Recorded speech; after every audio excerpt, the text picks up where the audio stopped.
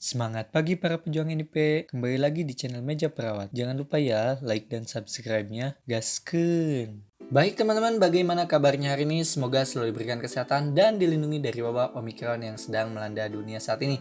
Pada kesempatan kali ini saya akan berbagi tentang 8 etika keperawatan beserta pembahasan soalnya.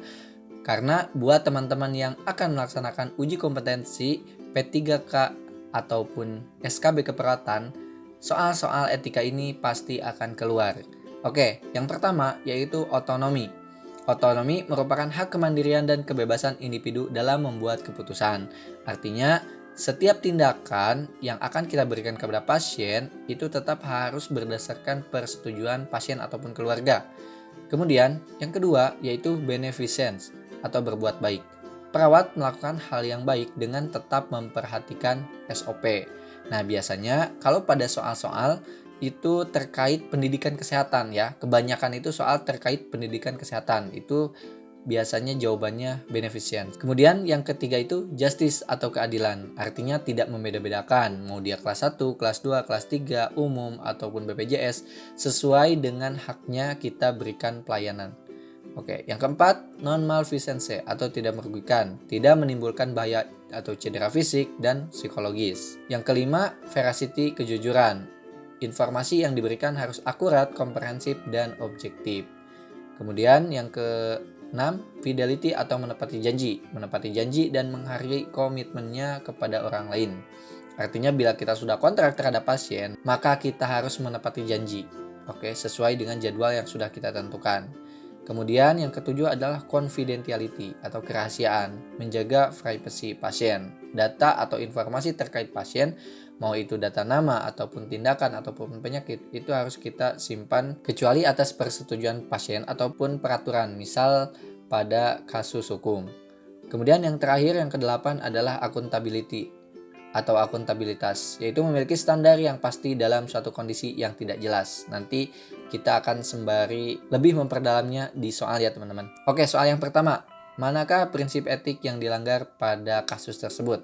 Seorang laki-laki berusia 35 tahun dirawat dengan keluhan batuk berdahak sejak 2 bulan yang lalu dan diare sejak 1 bulan yang lalu. Hasil pemeriksaan fisik, kesadaran kompos mentis, tekanan darah 130/80, pernapasan 28 kali per menit, nadi 88 kali per menit, suhu 38,3 derajat. Pasien akan dilakukan pemeriksaan ELISA tanpa sepengetahuan pasien. Maka prinsip etik yang dilanggar adalah, silakan untuk di pause terlebih dahulu ya teman-teman. Nanti silakan untuk disamakan. Sudah jelas ya teman-teman, di sini ada kata-kata akan melaksanakan pemeriksaan ELISA tanpa sepengetahuan. Nah, artinya jawabannya adalah otonomi, karena keluarga atau pasien itu tidak diberitahu sehingga mereka tidak menentukan pilihannya sendiri. Nah, makanya yang dipilih adalah otonomi. Soal yang kedua, apa prinsip etik yang tepat untuk kasus tersebut? Seorang laki-laki berusia 58 tahun sedang di ruang hemodialisi menjalani terapi hemodialisa yang ke-12. Pasien mengatakan merasa bosan dengan pengobatan yang dijalani. Perawat berinteraksi dengan pasien menjelaskan tujuan hemodialisa dan memaksimalkan serta pemahaman tentang kualitas hidup yang baik. Oke, silakan untuk di pause terlebih dahulu. Di sini kata kuncinya adalah perawat berinteraksi dengan menjelaskan tujuan hemodialisa untuk memaksimalkan serta pemahaman tentang kualitas hidup yang baik. Kata kuncinya adalah ini, menjelaskan tujuan hemodialisa. Nah, ini sesuai dengan yang sudah tadi saya jelaskan. Ini kan seperti pendidikan kesehatan, maka ini termasuk beneficence. Jawabannya B ya teman-teman. Apa prinsip etik yang dilanggar perawat pada kasus tersebut? Seorang perawat melakukan pelayanan keperawatan di ruang penyakit dalam. Perawat memberikan pelayanan yang terbaik pada kelas utama dengan biaya mandiri, tetapi memberikan pelayanan sekadarnya pada pasien yang menggunakan asuransi tertentu dengan alasan selalu menunggak pembayaran. Silakan untuk di-pause terlebih dahulu. Kata kuncinya adalah perawat memberikan pelayanan yang terbaik pada kelas dengan biaya mandiri, tetapi memberikan perlakuan yang sekedarnya. Nah, artinya ini sudah tidak adanya keadilan, dan keadilan itu adalah justice ya teman-teman. Jadi isinya adalah C. Apa prinsip etik yang terkait pada kasus tersebut? Seorang anak usia 6 tahun dengan retinoblastoma, 2 orang perawat hendak mengganti balutan pada pasien. Sementara perawat mengganti balutan, perawat lainnya mengambil atau memfoto proses tersebut untuk mengupload ke Facebook. Apa prinsip etik yang terkait? Silakan untuk di-post terlebih dahulu. Nah, ini jawabannya adalah non malfeasance, tidak merugikan ya teman-teman. Karena dengan adanya perawat yang mengupload ke Facebook, itu bukan hanya kerahasiaan teman-teman.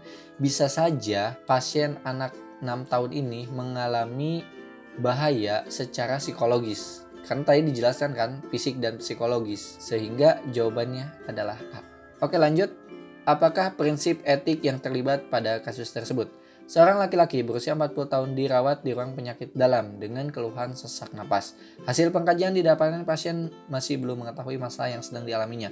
Saat perawat menghampiri, dia kemudian bertanya dan perawat menjawab sesuai dengan catatan medis yang dibaca sebelumnya. Silakan di-post terlebih dahulu teman-teman. Terkait informasi, ini kata kuncinya ada di perawat menjawab sesuai dengan catatan medis yang dibaca sebelumnya. Berarti dia jujur, yaitu objektif, komprehensif, dan akurat. Maka jawabannya adalah veracity. Ya teman-teman. Oke, lanjut. Apakah prinsip etik yang terlibat pada kasus tersebut? Seorang perawat mendatangi pasien yang sejak kemarin dirawat di ruangan di mana dia bekerja. Perawat tersebut mengatakan, "Bapak, sesuai dengan janji saya kemarin, hari ini kita akan melaksanakan pemeriksaan gula darah. Semoga hasilnya baik ya Pak." Pasien menjawab dengan menganggukkan kepala. Nah, artinya perawat sudah melakukan kontrak waktu terhadap pasien dan saat ini perawat akan melakukan tindakan sesuai dengan jadwal yang sudah disepakati bersama. Nah, maka ini jawabannya adalah fidelity. Perawat menepati janjinya. Apa prinsip etik yang terlibat pada kasus tersebut? Seorang mahasiswa keperawatan membuat laporan kasus dengan asma untuk dijadikan kelolaan dan seminar kasus yang diselenggarakan di kampus. Pada saat menulis identitas, perawat tersebut lupa menggunakan nama inisial. Silakan di-post terlebih dahulu dan dijawab. Karena menulis nama pasien dengan menggunakan nama asli bukan inisial, maka mahasiswa ini sudah melanggar etika kerahasiaan. Berarti confidentiality ya. Jadi jawabannya adalah B ya teman. Apa prinsip etik yang terlibat pada kasus tersebut? Perawat telah memberikan obat kepada Tuan A. Ternyata perawat tersebut salah memberikan obat karena terdapat 2 nama pasien yang sama di dalam ruangan itu. Apa prinsip etik tersebut? Silakan untuk di-post terlebih dahulu teman-teman. Nah, sebenarnya ini lebih ke non malfeasance ya teman-teman, tidak merugikan. Tapi ini juga merupakan contoh dari prinsip etik accountability. Tadi di mana terdapat cara untuk dalam kondisi yang tidak jelas, katakanlah remang-remang gitu. Karena kenapa? Perawat tidak melakukan validasi yang cukup. Nah, sesuai sasaran keselamatan pasien, nah biasanya di rumah sakit, minimal ketika kita akan melakukan tindakan, setidaknya yang dikonfirmasi adalah nama, tanggal lahir, dan nomor medrek. Nah, sehingga hal ini akan memberikan kejelasan untuk perawat melakukan tindakan. Jadi bila ada nama yang sama, misalnya Andi nih, kemudian di bed 1 Andi, di bed 3 juga Andi. Nah, tapi dengan adanya 3 kali konfirmasi tadi, maka ini akan memudahkan dan maka akan menghindarkan kerugian, kesalahan gitu, terhadap tindakan yang akan diberikan kepada pasien sehingga tidak akan menyalahi aturan. Nah, seperti itu ya teman-teman. Baik, itu dia pembahasan kali ini. Bila teman-teman ada yang mau didiskusikan, silakan untuk tulis di kolom komentar. Semoga teman-teman selalu diberikan kesehatan dan kemudahan. Terima kasih. Wassalamualaikum warahmatullahi wabarakatuh.